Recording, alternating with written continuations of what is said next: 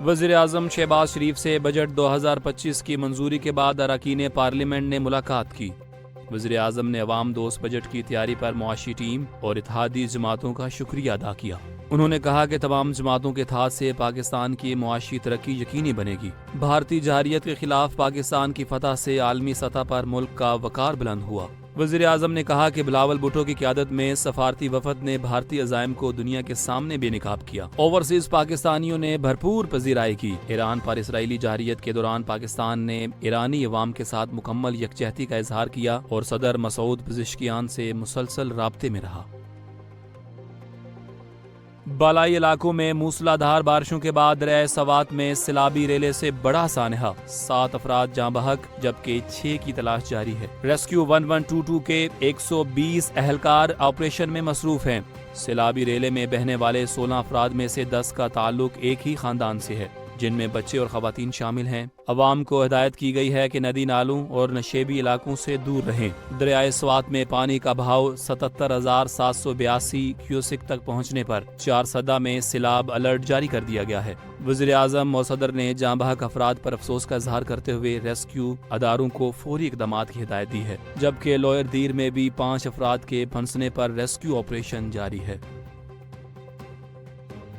وزیر خارجہ اسحاق ڈار نے کہا ہے کہ امریکی حملے پر پاکستان نے واضح موقف اپنایا۔ اچھے تعلقات کا مطلب ہرگز غلط قدم کی حمایت نہیں۔ اسلام آباد میں نیوز کانفرنس میں انہوں نے بتایا کہ ایران نے قطر میں امریکی اڈوں پر حملہ کر کے باوقار انداز میں جواب دیا، جس کے بعد بحران ختم ہوا۔ ایرانی پارلیمان میں پاکستان کے موقف پر شکریہ کے نعرے لگائے گئے۔ اسحاق ڈار نے کہا کہ OIC اجلاس میں ایران اور کشمیر کے معاملے پر سیشن پاکستان کی کوشش سے ممکن ہوا۔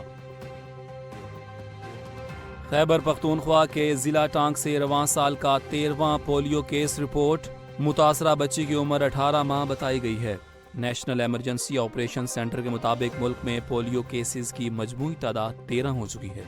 جنوبی خیبر پختونخوا کے کچھ علاقوں میں رسائی میں مشکلات کا سامنا ہے، تاہم ضلعی اور صوبائی انتظامیہ کے تعاون سے ہر بچے تک پہنچنے کی کوششیں جاری ہیں۔ والدین پر زور دیا گیا ہے کہ وہ وائرس کے خطرے کو سنجیدگی سے لیں۔ ہر مہم میں بچوں کو پولیو کے قطرے ضرور پلوائیں اور حفاظتی ٹیکوں کا کورس مکمل کروائیں۔